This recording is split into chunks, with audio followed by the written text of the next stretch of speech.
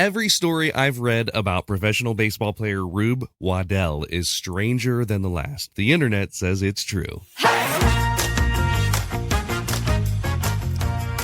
Welcome back to The Internet Says It's True, where every week we learn something that sounds made up, but it's really true, part of the WCBE podcast experience. My name's Michael Kent. This is episode 192. I got lots of great feedback about the Al Capone episode last week, and a couple messages about how I'm full of crap, and I need to stick to stories that can be proven. Hey, listen, I'm doing my best here. I thought it was an interesting story. Good or bad, I love the feedback. I wish I got more of it, so send in your notes about the podcast or leave a review on the Apple Podcasts app. I was thinking of giving this place 5 stars. And I wanted to definitely invite you to join my Patreon. Welcome to new Tiziter Aaron. We appreciate you. We welcome you. Your support means the world to me. And if you enjoy these podcasts and these stories, it's the best way to show that support. You can join at any level you want, from $1 on up. And if you join at the $10 level, you get to see live video of all the live shows I do. For instance, I spent the week performing on a cruise ship in Hawaii. Those shows are going to go up for the gold level members on Patreon. But there are bonuses for everyone at every level. That's patreon.com/Michael Kent.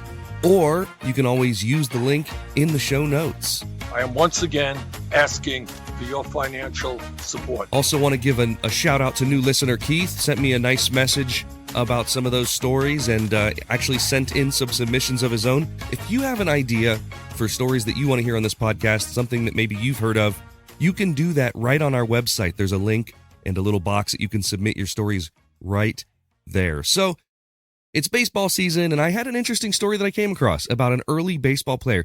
Let's learn all about the strange history of a man named Rube Waddell. Let's get on with it.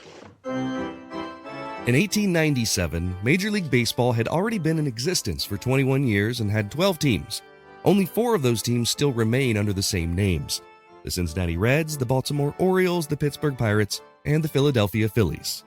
The rest are team names that are long forgotten, like the Louisville Colonels and the Chicago Orphans. This was a time in Major League Baseball history that teams were changing names and reorganizing all the time. This was the era of players like Cy Young, Kid Nichols, Hugh Duffy, and Honus Wagner. And in 1897, a 20-year-old left-handed pitcher from western Pennsylvania made it to the big leagues. He was a strange man, maybe the most eccentric in Major League Baseball history. And despite his 13-year career and early death, the stories about Rube Waddell are still being told today.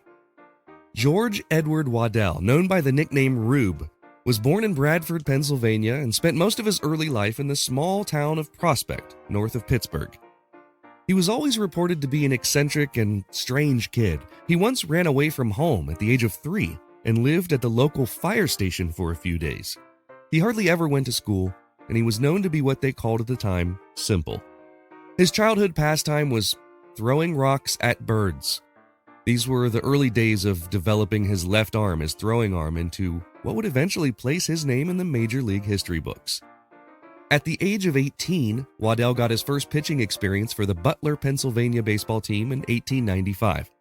His first pro baseball contract came just 2 years later with the Louisville Colonels in 1897. That first contract paid him $500. He spent the entire amount on a bender.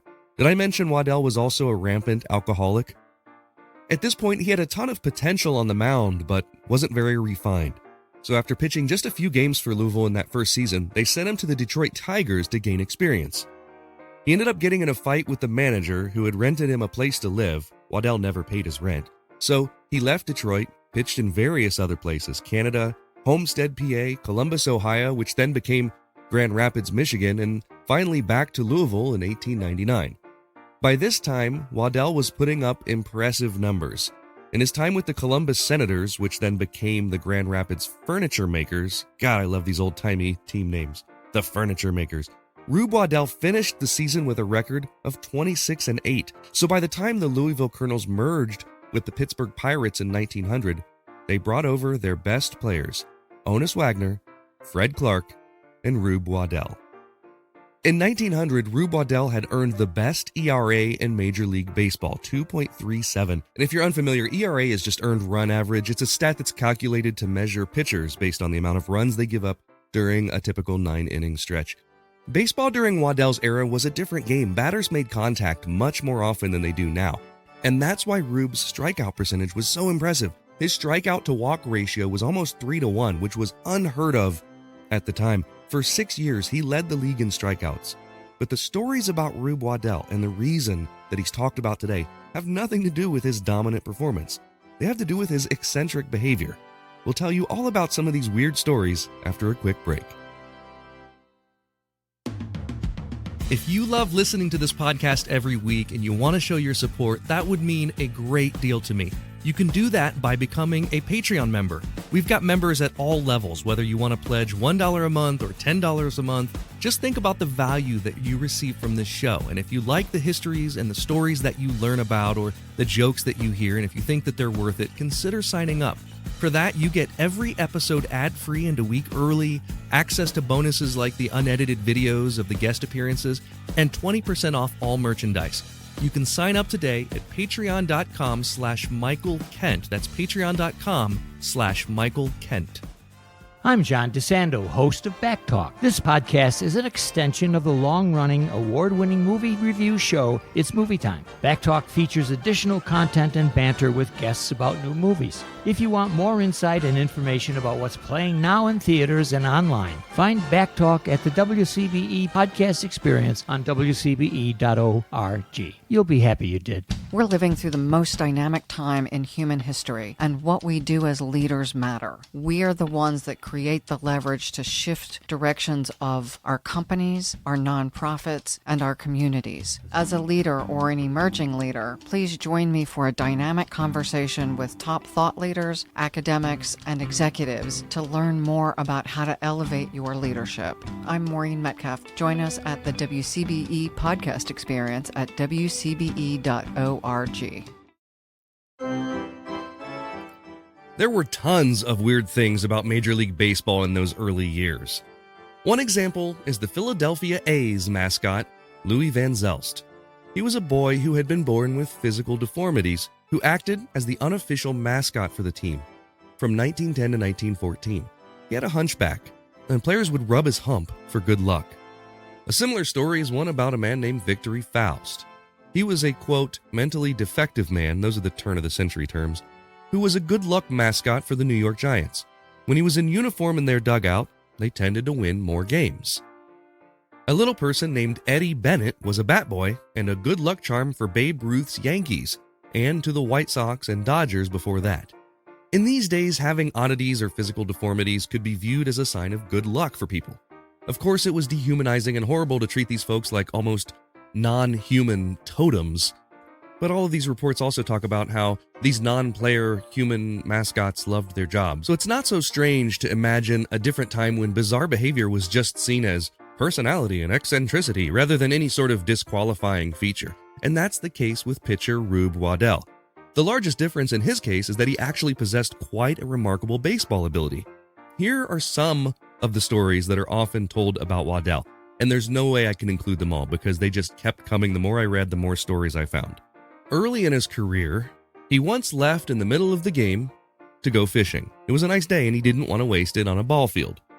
He was fascinated by fire trucks, perhaps related to his spending those early days at the firehouse as a 3-year-old, and he would often literally chase after fire trucks as they ran down the road. He was known to have even ran off the field while pitching to chase after a fire truck. Yes, that's a thing that actually happened and is recorded in history.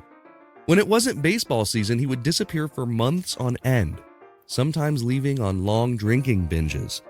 One time, during one of those long absences, he was finally discovered. He had run off with the circus, where he was wrestling alligators.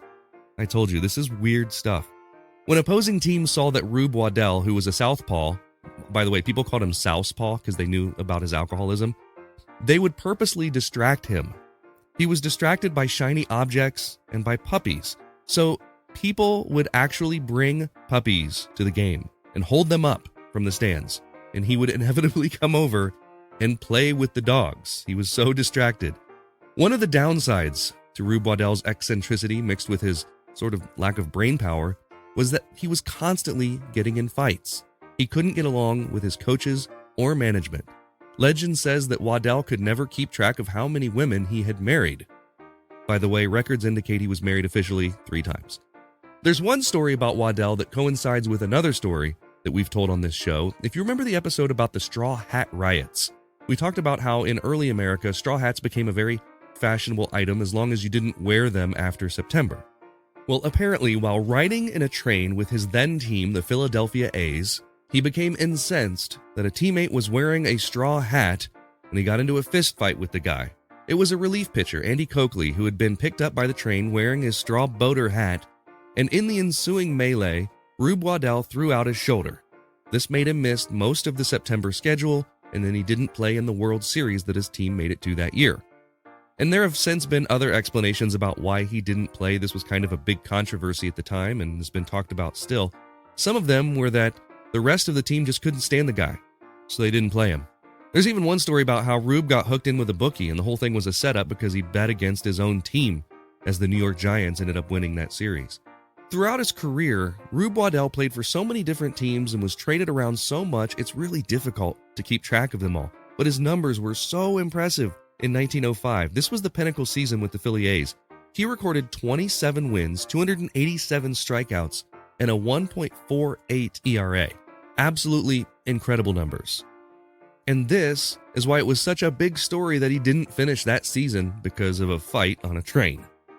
By 1908, Waddell was pitching with the St. Louis Browns and strung together 16 strikeouts in a single game, and the owner had figured out a way to keep Waddell occupied and out of trouble. Get this, he hired him as a hunter when he wasn't pitching. But Waddell still found ways to get in trouble. His womanizing by this point was pretty legendary. There was actually an article about Waddell in the Scranton newspaper in 1908. It was called "The Unkissed Girl Sought by Rube Waddell," and he used the article to basically try to solicit a new wife. His alcoholism was out of control, and in 1909, he actually passed out while on the mound during a game against New York. He was released the following year, and he never made it back up to the big leagues after that. Rube Waddell ended up dying young. He died at the age of 37. His health from a lifetime of drinking was so bad that he developed pneumonia, then tuberculosis, and ended up in a sanitarium in Texas until he died in 1918. He had been born on Friday the 13th and died on April 1st, April Fool's Day. He's been listed by baseball scholars as one of the top 100 players to ever play the game, and because of his crazy antics, he's often credited with bringing notoriety and popularity to the game in those early years. People today look at his life and can look at it through a modern lens and guess that perhaps Waddell was autistic or had some sort of other non-normative neurocondition, but baseball historian John Thorne wrote this incredible article about Waddell in his blog Our Game. It's entitled "Rube Waddell, Baseball's Peter Pan," and I'll leave you with the opening paragraph, which I found to be pretty all-encompassing of the man. George Edward Rube Waddell was baseball's most kaleidoscopic character. In 1903, he began the year sleeping in a firehouse at Camden, New Jersey, and ended it tending bar in Wheeling, West Virginia. In between those events, wrote Lee Allen, he won 22 games for the Philadelphia Athletics, played left end for the Businessmen's Rugby Football Club of Grand Rapids, Michigan, toured the nation in a melodrama called The Stain of Guilt, courted, married, and separated from May Wynn Skinner of Lynn, Massachusetts, saved a woman from drowning, accidentally shot a friend through the hand, and was bitten by a lion. The stories go on and on about this wild and crazy guy, and remarkably, most of them are true.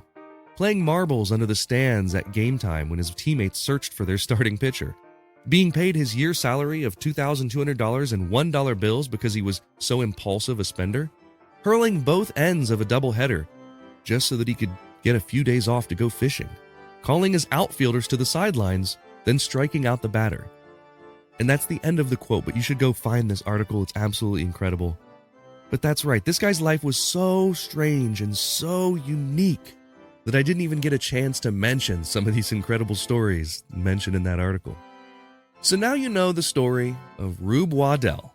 He's known as Major League Baseball's strangest pitcher. The internet says it's true.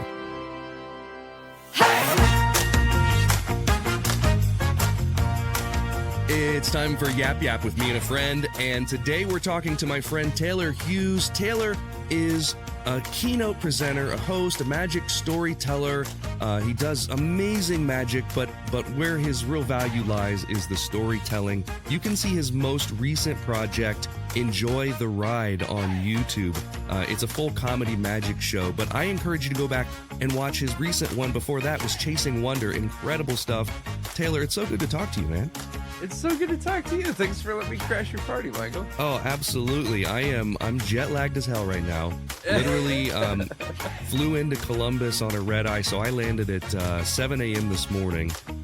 Came in from a week of doing shows in Hawaii. So I'm happy. I'm content. I'm sunburned. I got a lot of relaxation time, which I sorely needed. And you're coming to me from LA right now? Yeah, I live about 35 miles east of LA in a little city called Upland. We call it Upland. Affordable Pasadena. Okay, So affordable Pasadena. I love it. Yeah, a couple years ago I did the Yucaipa Performing Arts Center, which is even further east than you. But Right. But I was like, oh, on a map that's an hour away. No, 3 hours. Right, Anywhere else in the world, that's an hour. right. But Yeah, it we was- live an hour from everywhere in SoCal if we leave at the right time. So I've Sure. just learned to, go somewhere 10 hours before I need to be and work in a coffee shop all day. I love it. Why is it that we're able to get so much better work done in coffee shops than we can in our home offices? What is that?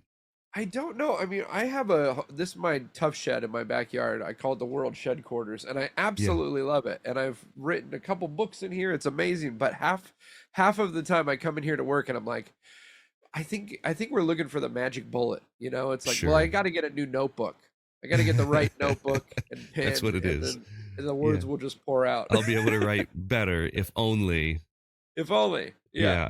I'm not. This isn't the right shirt for writing. Yeah, Maybe I yeah. need to go buy a shirt. Right. I like the idea of writing as a chore that has to be Yeah. like that you have to put forth effort in. And I've talked about this a few times. Stephen King, after he got sober, he couldn't write the way that he used to, because he used to just take a bottle of Jack, sit in his Yeah. front study there in Maine and bang out a novel. And Right. after, he went through struggles, he actually got hit in an auto accident where he got hit by a car as a pedestrian. And he completely got sober off of everything. And now he has to, when he's writing, Yeah. he has to force himself to sit down until he writes 100 and however many pages. Once he writes Right. however many pages, then he gets up. And it's like, that's how I used to think about doing like book reports. Oh yeah. I mean, You that's how we got those things done in high school and college. It was like there's a deadline. That's the only way anything gets done. I think my point is that the world's most inspired creators, if they have Yeah. to try to do it, that makes me Right. feel so much better about not always being divinely inspired or having some muse that just, because if I'm passionate about one of these weekly stories, I'll bang Right. it out within an hour. And because Yeah. I'm so interested and I keep looking and looking and looking on the internet for more sources and things. But sometimes it's a cool idea and then I get into it and I'm like, this story's kind of boring. Yeah. I've got one Yeah, right now I'm working on about trees. And I'm like, it was a really cool idea. And now I'm just like, sick of reading about trees.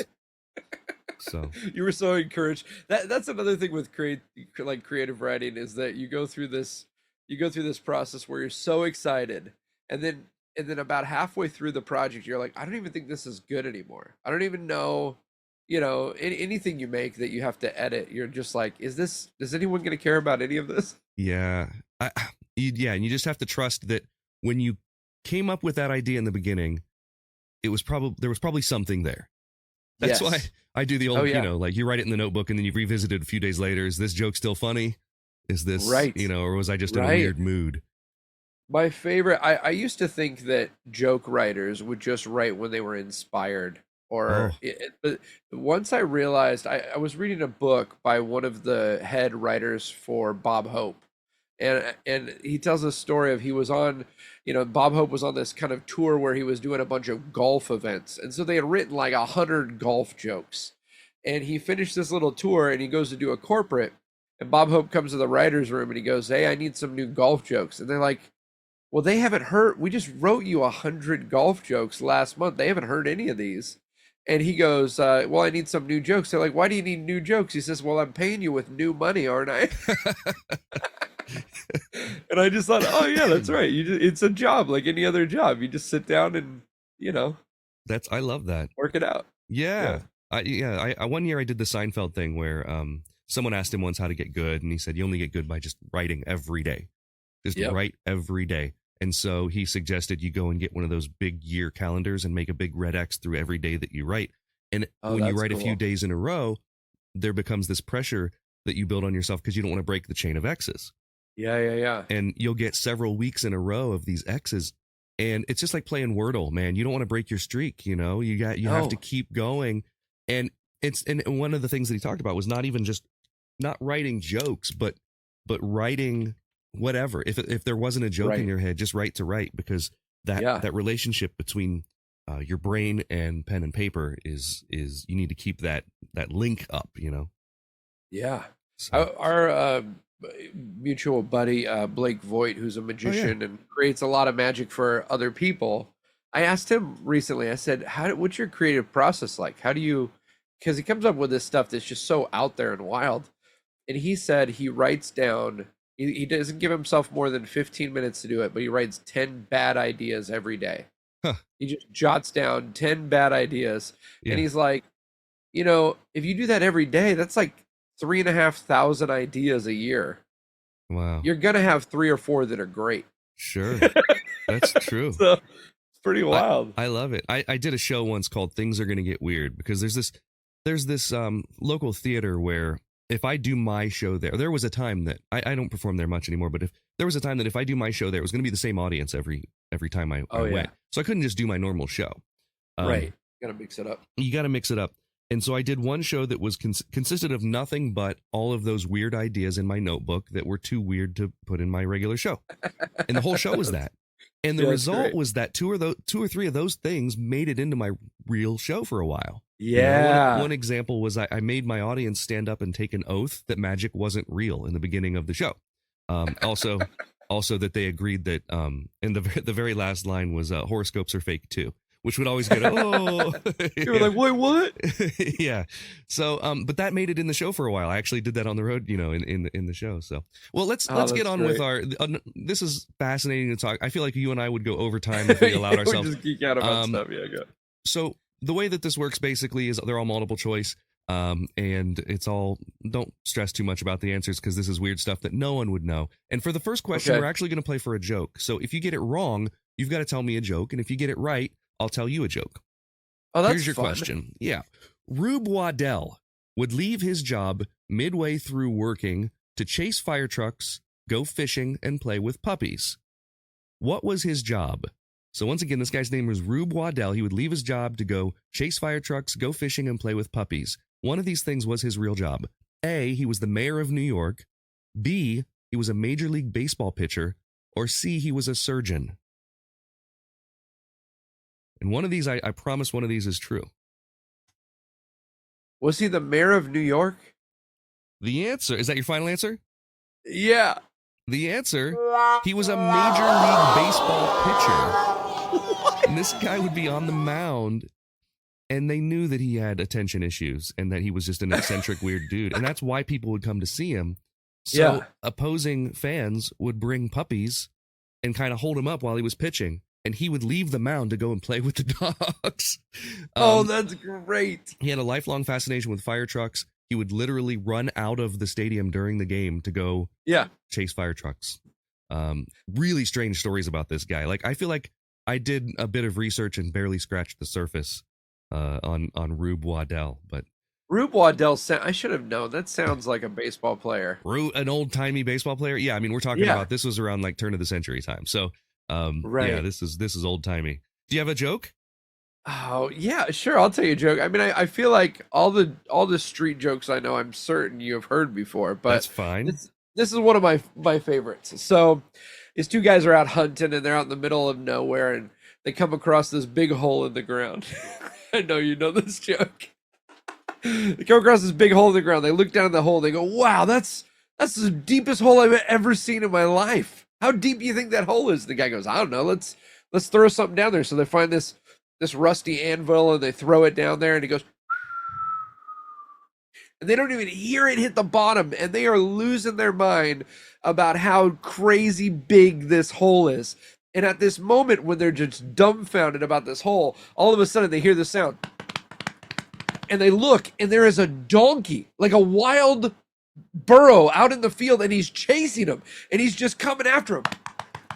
Faster and faster and faster. And they freak out. They dive out of the way.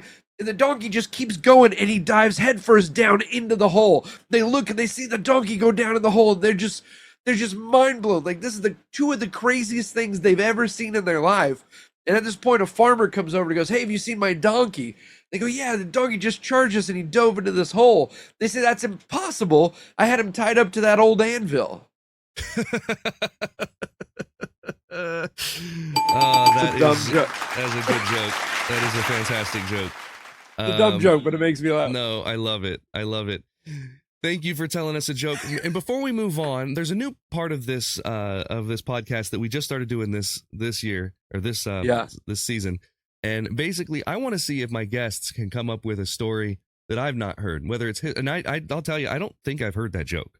Really? No, I don't think it's a great joke, and I don't remember hearing. I know it's not been told on this show, which is impressive after 192 episodes. Well, that's good. I'm pretty. I still want to hear the joke you were going to tell, but I'll get you to tell it to me offline here. No, I'll tell it right now. Where do they make the best baseball shirts? Where? New Jersey. Oh gosh, it's awful, right? That's all I had so lined up. Groaner.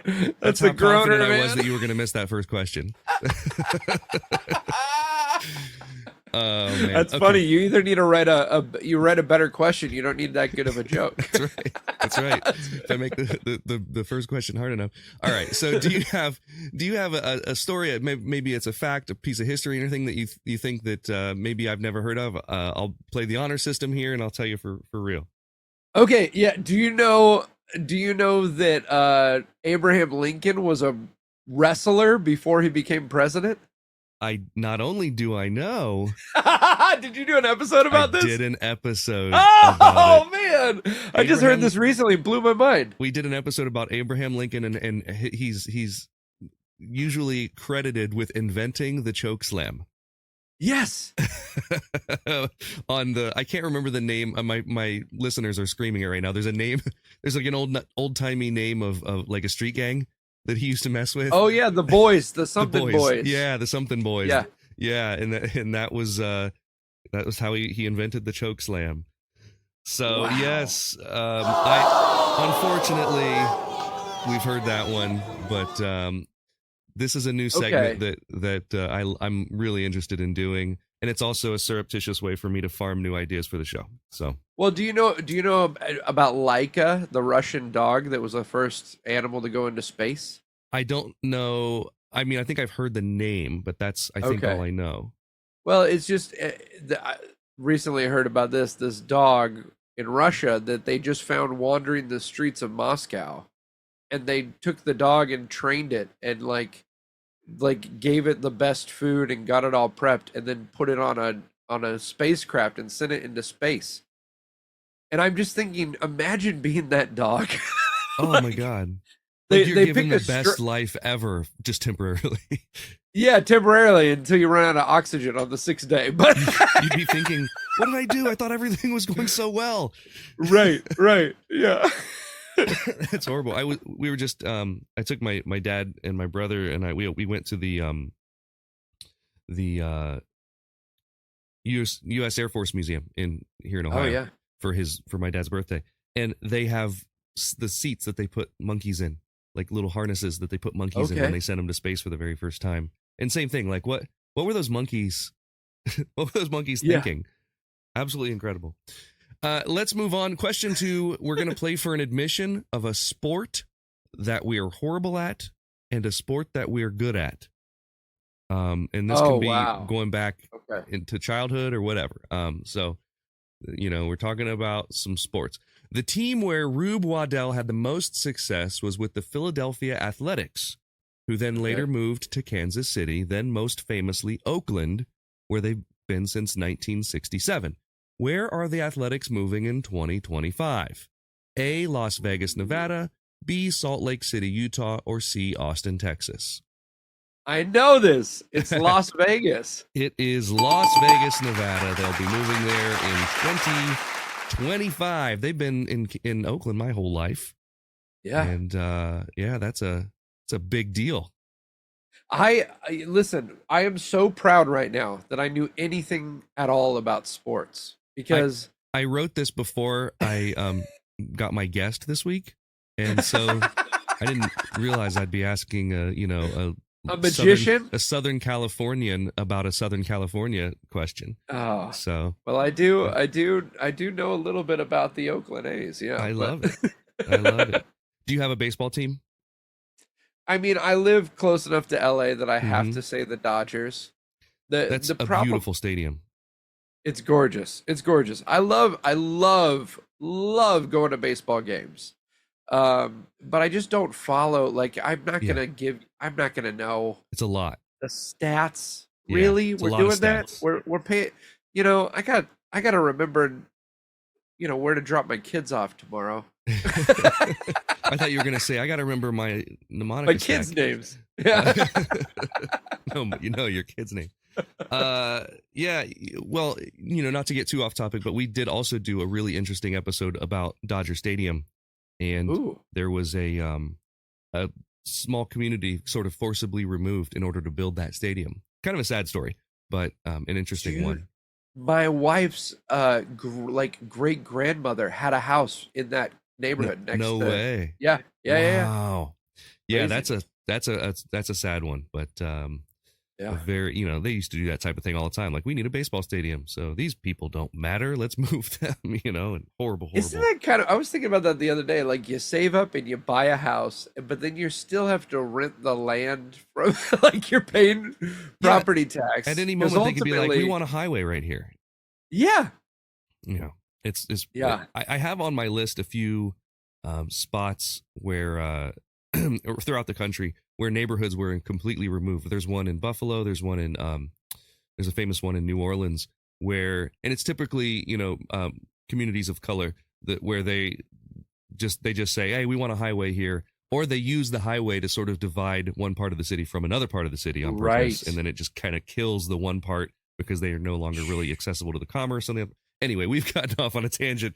Let's move on. Oh, I need to tell you about so my entire life I've never been that athletic. I used to love to play baseball when I was little. I played high school tennis. That's probably of the sports that I've played. I wasn't good at it, but maybe better at tennis than anything else. Maybe baseball. I really don't know, but I will say basketball. Yeah. I can't do a layup. I can maybe shoot like a free throw, but I don't have that type of I don't have basketball coordination. And I'm not sure why, which is crazy because I play the drums, I do things with my limbs. I just can't. I can't do basketball, and I think it's because of that I don't even enjoy watching basketball. You just have bad memories of it. Yeah, it's kind of like my experience with Rubik's cubes. I grew up hating Rubik's cubes because I grew up when they were invented, and then when Rubik's Cube Magic became a thing, I was very, very averse to it. Like I was just like, this isn't magic. And then I got stuck on a long layover in Grand Forks, North Dakota, and I bought a Rubik's Cube, and that kind of reinvigorated the whole thing. So, and now I'm into it. It's so funny how things stick with us, like from when we were a kid. I mean, I got sent to a basketball camp, like a summer camp, where it was like a 3-week long. We'd go every day for like 8 hours and play basketball. But day one, this is back in like the late 80s, early 90s. They would have shirts and skins was a thing. Yeah. So rather than talk about new jerseys, they'd just be like, okay, half the kids take your shirts off. Yeah. And I was a chubby little kid, and I was so mortified that I was on the skins team that I could not pay attention to anything for 3 weeks. Totally. Not only that, but like, do you remember like the way that they would pick teams? They'd choose captains that would pick the players that they wanted. Yeah. So you're sitting there like, A, I'm not friends with this kid, and B, he knows that I suck. And there's no, and you just have to, and then the groups watching you not get picked get larger and larger as you just stand there like waiting. There was always too like there's like a little, like you would hear a reaction from people when they'd pick someone. They'd be like, I'll take Tony. Yeah. And they'd be like, Jerry. No, don't pick Jerry. Horrible. Kids are so mean. Oh man. It's true. Well, okay, so we'll move on. For the next question, we're going to play for a sticker. These are 3 inches and sticky. Ooh. They say the internet says it's true, and people win these if they get the third question right. Also, the way they get these is if they join the Patreon, which is just patreon.com/Michael Kent. You get stickers. The only other place you've ever gotten them is like, I was with the WCBE booth at an arts festival and I gave them out there. But otherwise, these are rare to come by. Have I talked up the stickers enough? I really want to win. Okay. I really want to win. I already know where I'm going to put the sticker. So I'll tell you. I'll tell you where I'm going to stick it. That's kind of what you just said. Okay.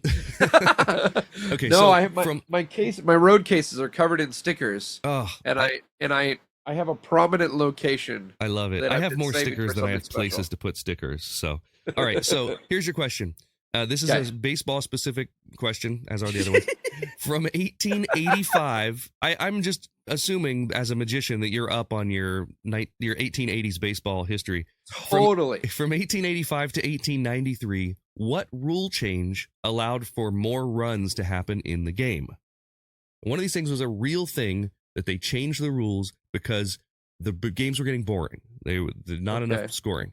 A, batters were allowed 5 strikes instead of 3. B, bats were allowed to have a flat face. Or C, batters could run toward the pitch while batting. So again, what? One of these is true. Batters were allowed 5 strikes instead of 3. Bats were allowed to have a flat face, or the batters could run toward the pitch while batting. And one of these was designed to create more runs. Well, I'm going to say, because you were saying the premise was that the games were getting boring. I think the most exciting thing would be if the batter was running at the pitcher. Like Happy Gilmore style. I think that. I think that would be exciting. It would be. It is not the right answer, but it would be the most exciting. The correct answer is bats had a flat face. So basically they would just... cricket? Is that a cricket thing? Well, half of the bat would still be round for some reason, and then they would just flatten one side of it. So it would look like a standard bat, but it had a flat face. Also, they changed the pitching distance. Now, I read that, and it did not say which direction, whether it was longer or shorter. I don't know what would create more runs, honestly. If you had more time to see the pitch coming, and therefore you couldn't throw as fast, or if it was shorter, I have no idea. But bats were allowed to have a flat face. It did work. More runs were being scored because people were hitting the ball more. The reason that they rescinded the rule wasn't because people were hitting too much. It was because flat bats splintered and broke too easily. So the round bat has a function in that it's more durable. So yeah, when it's a flat, I don't know. I don't know enough about cricket. Maybe cricket bats break. I have no idea. But when I read this, my instant thought was, I need to go on eBay and find a flat bat. Like that has to exist somewhere from the 1800s, right? Just because of the story. One? No, I haven't looked yet. Oh my gosh. That has to exist. It has to be. Yeah. Now, what everyone's wondering, though, who's listening right now, is do I have to give you a sticker?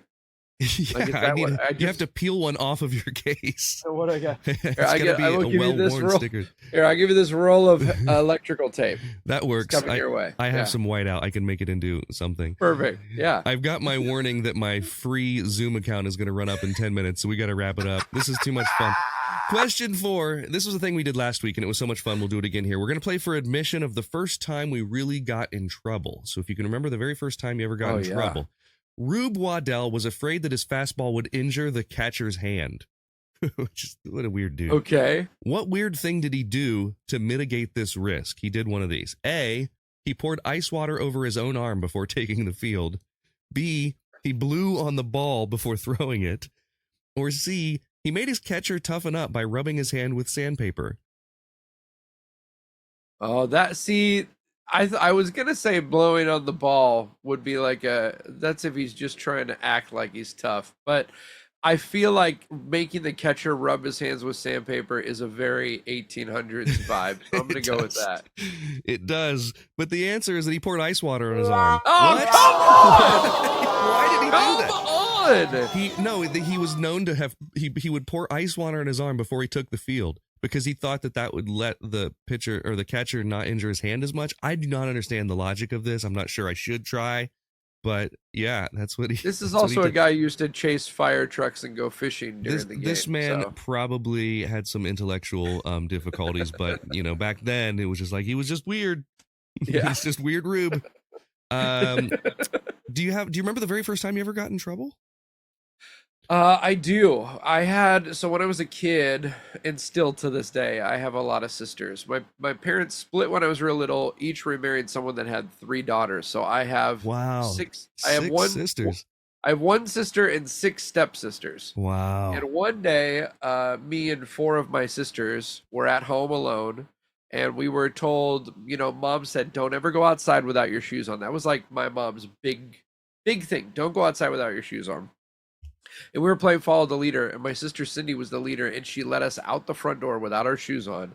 And I felt the rush of exhilaration that you get when you disobey your parents. Yeah. And we walked across the street to the park, and before we had gotten there, our park had these old school grills, where like charcoal grills, these big long flat ones. And after you would let the coals cool down, you would it had like a ejector thing where you could dump the coals into a trash can and clean it out. Well, somebody had made a barbecue and just dumped the hot coals onto the ground. Oh no. And my sisters and I were playing follow the leader, and my sister Cindy stepped on these hot coals and started, yeah! And we're in the back of the line thinking she's just playing. And so we're just, yeah!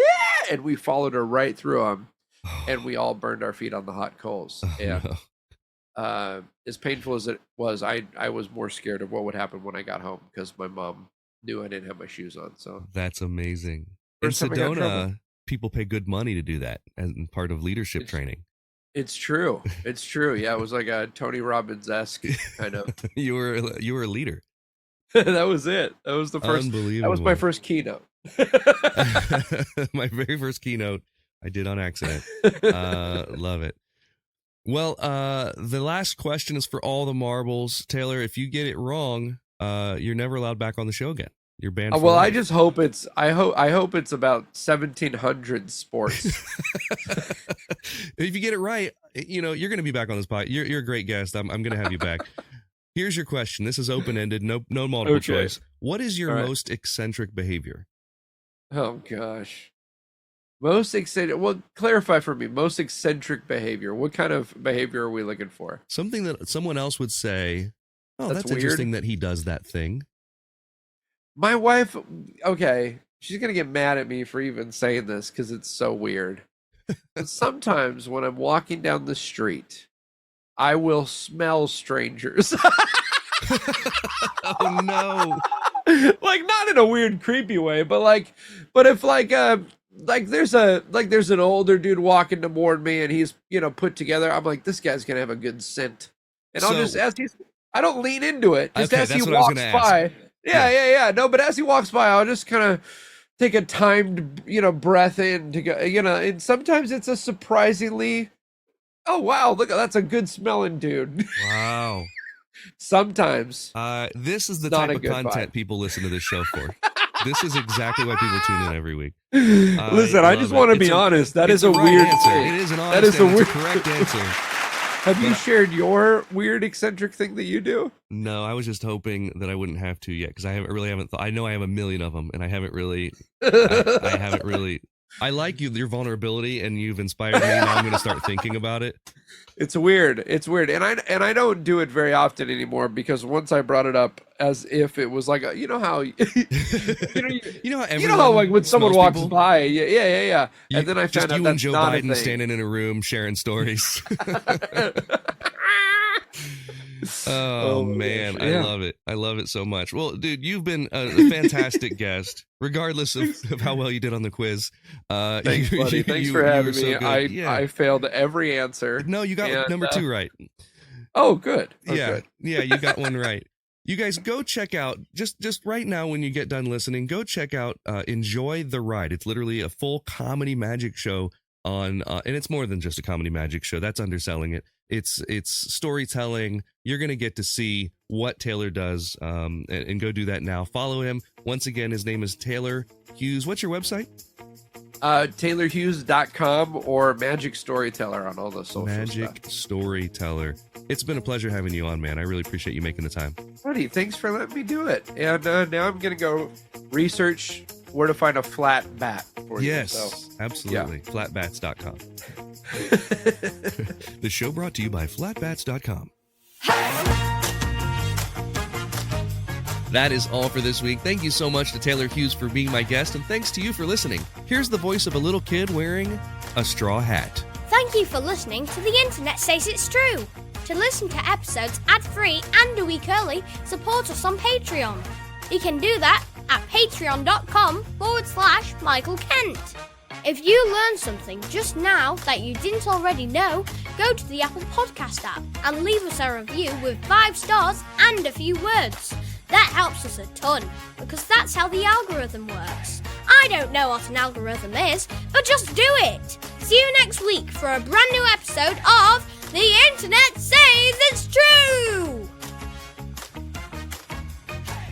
The Internet Says It's True would like to thank the Patreon subscribers whose monthly contributions help to make this show possible. Sean Brown, Joshua Endress, Dallas Ray, Bryce Swanson, Eugene Anderson, Jim and Joanne Martin, Mitch and Andrew Joseph Kemplin, and the show's official Emperor, Kick Track. The show is written and produced by me, Michael Kent. The theme song is by Finite Music Forge, and all audio clips in this episode are used for education and commentary and used under Fair Use Title 17 USC Section 107. You can listen to past episodes by searching for The Internet Says It's True wherever you get your podcasts, and you can see bonus content at patreon.com/Michael Kent.